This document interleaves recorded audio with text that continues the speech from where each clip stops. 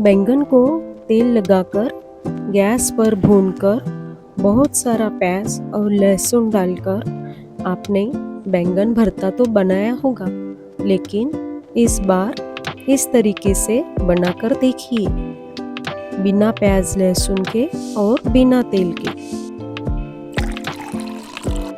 मैं गारंटी के साथ कहती हूँ कि आपको इसका टेस्ट बहुत ज़्यादा पसंद आएगा।